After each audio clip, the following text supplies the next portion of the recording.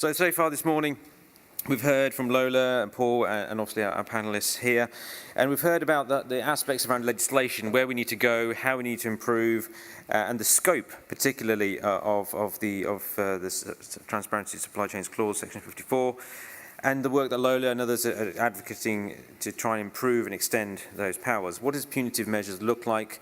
There are other mechanisms that have been referred to. Paul then led us into, well, what resources do you have as an organisation? How can you better deploy them to help people and give them security, safeguard them, and actually give them hope beyond their experiences, and that will probably stay with them for the rest of their lives. And then moving into where we obviously heard that the English government and public procurement hasn't quite really grasped it. We heard from what the Welsh government have actively been pioneering and are going along at some pace to try and make those changes, which is absolutely fantastic. And then Ben and Anja, from two quite different perspectives of engagement, outreach, but also about demonstrating what hope starts to look and feel like is incredibly useful and insightful. So I'm going to ask Chris Harrop just to perhaps give us some reflections on where he's been at this morning, absorbing, listening, and also perhaps a little bit of context about marshals as well. And we'll start to get some questions from the audience. And I think we've got some mics roaming around somewhere. There we are, in the middle. Okay, great. Chris. Thank you, Shamir. Good morning, everybody. So yeah, I mean, just my reflections on this morning, I thought it's a great start by Lola, just reminding us that the Modern Slavery Act was a pivotal moment in raising awareness, but there's lots of deficiencies.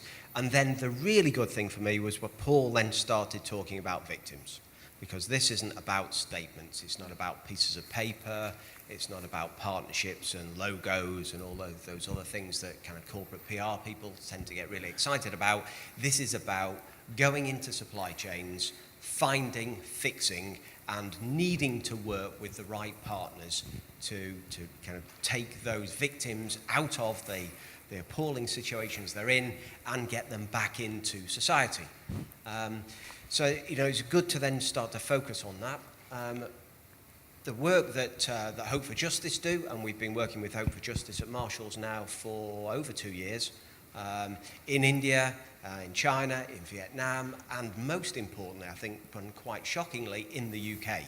And I was just saying to Ben, I was on the phone to one of his guys yesterday afternoon because we had a referral yesterday for a child labourer found by one of our landscapers working in one of their competitors. Now that is quite challenging because I'm used to dealing with child labour in India. Okay, I've been in India. We started the program in India back in 2004. Huge amounts of progress there. To find it in the UK was quite shocking. And actually, it's quite interesting, or quite depressing, how difficult it is to then do something about that. If that person was an adult slave, there is a process. As a child labour slave, that's really challenging. Where do you report it to? National referral mechanism, not really. Social services, not really. Child protection people in the local authority, not really. So a long conversation with one of Ben's people yesterday about how on earth we're actually going to get that referred and get that child rescued. So, reflecting back, it's with us. And certainly the comments that Sue made, I would suggest that the Welsh Assembly Government and the work that Sue's done are ahead of the game against all of those other authorities in the rest of England and certainly in Scotland. And the work that's been done is really powerful. We've signed on to the code, not for any other reason than it's absolutely the right common sense thing to do. We all deal with these issues. We've just got to get on and start fixing it and really look. And my reflection from yesterday afternoon and this morning is only by looking do we find, and we need to just say it exists. And Lola said it. Nobody can guarantee there's no slavery in their supply chain. I've never said that about Marshalls. I've never said that about child labour. In fact, I've said there is, and we need to go and find and fix. So we just got to change our mindset, which is very challenging then from a media perspective because clearly the media want to find and pillory. So we just need to change the narrative slightly. Thanks very much, Chris. So I'm going to open it up now to the floor. Any sort of burning questions? So we've got two there, rather conveniently next to each other, so we can do those two gentlemen, one after another, please. So please use the mic and just give us tell us where you're from as well.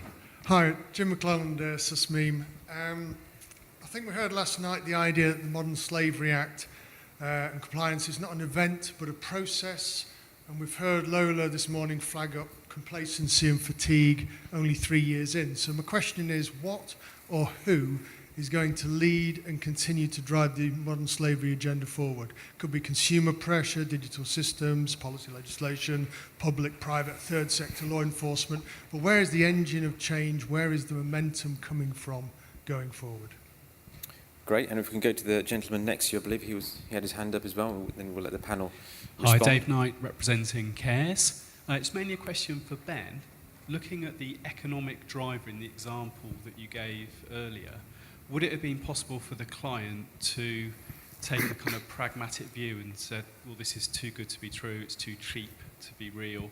Could they have actually looked at the numbers and said, okay, well, this is going to not actually work out, somewhere along the line something is wrong here? Should that have been an early warning that businesses could use more widely?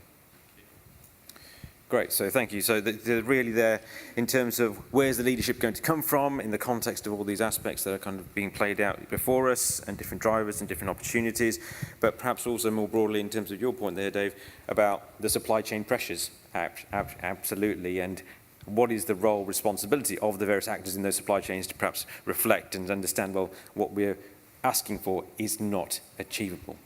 Please. Shall I start? Yes. Well, I think it's not a very easy answer. I think the driver needs to come from everywhere and anywhere that it can. But I certainly feel that when you have, like we have in Wales, a government that's committed to looking at the issue as a whole and not just separating off, for example, wages from slavery, from things happening overseas, and just trying to look at the whole thing holistically.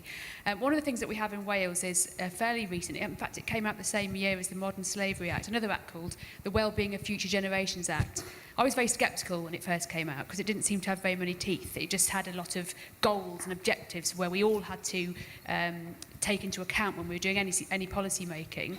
But it is beginning to have an impact because people keep coming back to it. That the decisions and the things that we do in Wales, we have to take on the basis of how that's going to impact on future generations of people in Wales. So I actually think, I would say this, wouldn't I, coming from a civil service, but I do think that governments do have a very important role to play in setting the agenda. And I spoke to our finance minister and I said, people are saying, public bodies are saying, can we really do this? It's going to cost more, we haven't got enough money. And his statement was, he's a finance minister, he's controlling the money that gets distributed around Wales, is that if we're talking about illegal and unlawful practice, we shouldn't be tolerating it. If it's costing us more, it's because we aren't doing it right now, we just have to accept that. And that was his take. Now, it doesn't mean to say that everyone can come, we're still working in a competitive market, so we've got to make that work in the way that we do our contracting. And the competitive process will help. But I think just being really clear about what our thresholds of acceptance should be, starting with the public sector, but of course big business and small and charities, all sectors have a part to play in it. Yeah, I mean, to kind of Jim's question about where the driver's going to come from, I'm a little bit with Sue. I don't think it's going to come from one place. I think they're if we think about consumers, I think it's a lot to ask consumers to have this in their head as well, with all of the other pressures that are on households. I think when they're making decisions about purchases, it'll be there somewhere, and it depends on the type of purchase they're making. I always worry about big government, because the law of unintended consequences, and we've certainly seen that on the environmental side with legislation and taxation, always comes back to bite us. So I think business has a big role to play, and I think there's peer pressure from businesses, and I think supply chains is actually the most powerful lever. So a bit from consumers, a bit from government, but then I suppose it is that supply chain pressure. And it comes to this kind of the second question. Now, I think I would have suggested that controversially, I think that's really sloppy auditing. And back to, I think, what Sue was saying, tick box. No, it's not a tick box. Understanding your supply chain is a fundamental of doing business. And if you don't understand your supply chain, then you're not doing business properly or effectively. And only by understanding that can you find and fix. And find all sorts of other inefficiencies and issues. I think to the first question, I would say I would agree with all my colleagues here in saying that I think it's a mixture between civil society, business, government.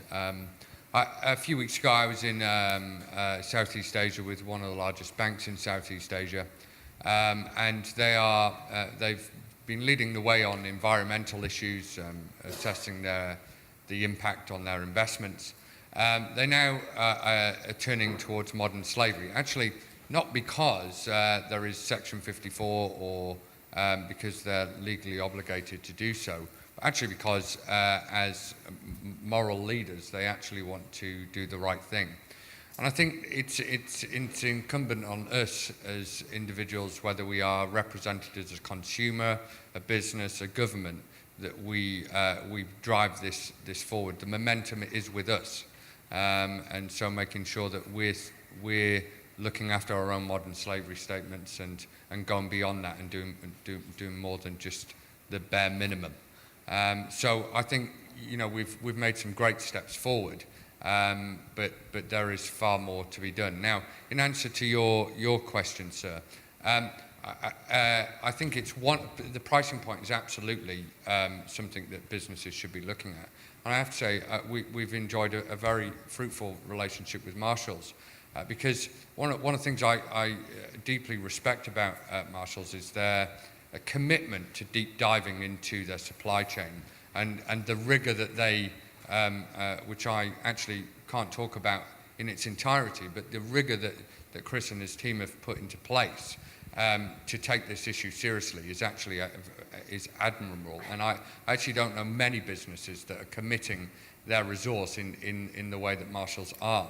And I think it's absolutely true what he said, that it's gone beyond just a tick box exercise, and it's actually stepping back and looking at the issue. We had auditors in that factory. We saw the auditors in that factory walking out, and nothing was done about it. It was only when we started looking at the fact that they were dropping off in a Ford Transit van. They were coming out, there's no seats in the transit van. Up to 17 individuals were piled out. They looked like disheveled human beings. They were dropped off at 5 o'clock in the morning, picked up at 10 o'clock at night, 7 days a week. It was only when someone was observing that and started to probing the questions. I often say this: the best leaders ask the best questions. And not that I'm at all discrediting an auditing process, but actually it needs to go beyond that into understanding the complexity of this issue and asking the right questions when we're there. So pricing is one, but there are many other, which is why we've worked together to actually ask better questions in Africa, in India, in other places around the world, as well as here in the UK. Just an important fact on that. So, I mean, that's the bad example. But, when do labour abuses occur? They don't occur when managers turn up at 9 o'clock or auditors turn up at 10 o'clock.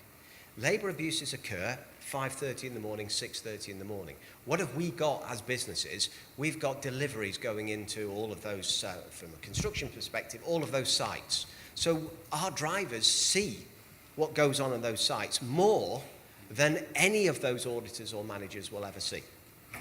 So, that's just one very small part of our training program that starts to identify some of these issues. And in our code of practice, we have one of the commitments is that is for procurement people, when they see a very low price bid, to ask themselves in this sector, is that feasible?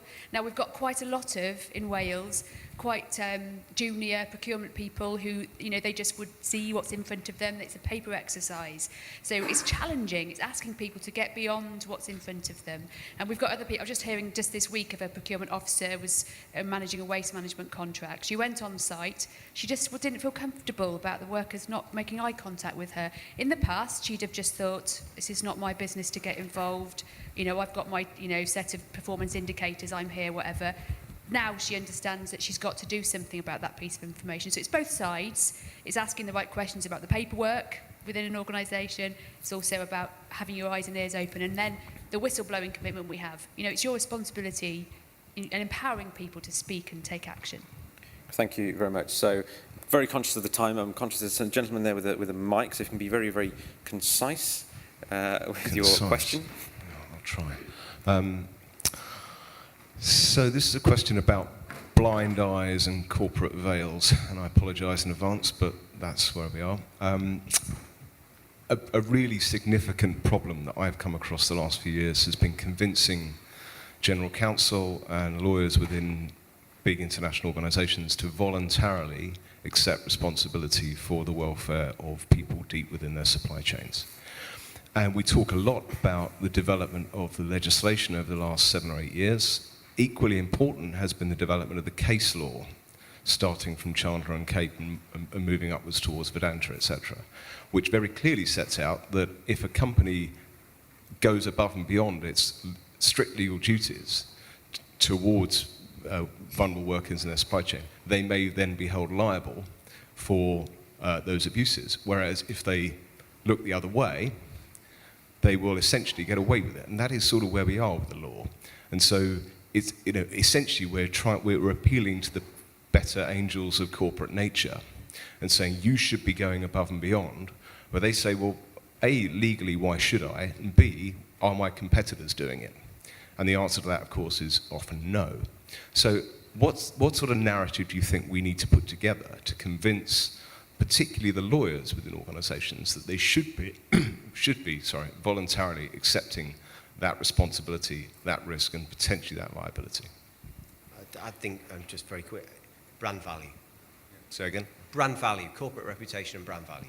You know, lots of businesses haven't quite, got there finally even after 30 years of getting to value their brand on their balance sheets. But when you go through those exercises, the numbers are eye-wateringly big. And so are you going to put all of that at risk? And there are lots of cases where really bad reputation or practice has led to a falling reputation, which has led to loss of brand value, loss of revenue, loss of customers, and certainly from a shareholder perspective, some really big backlashes from shareholders. So that would be the starting point of my narrative.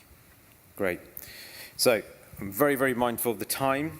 So actually, Anja, can I the join final a comment, quick maybe? anecdote to that, to turning a blind eye? It was really interesting for us to do the work in progress showings off on Edge on the town square, because it was pretty much in your face, and lots of people, were jumping up and down on huge scaffolding structure. Lots of people were watching, and yet there were some people just walking past, completely oblivious to what was going on. And it was just such a poignant moment to see that's just a reflection of reality. And that is really the core thing that we want to do, to really raise awareness, to make sure people are looking, are actually engaging, are actually taking part in that discussion. And I think that's really important, just as a picture as well. Great. Thank you very much indeed. So I'm trying to keep us back to time. So if you can join me in thanking our panel very much indeed.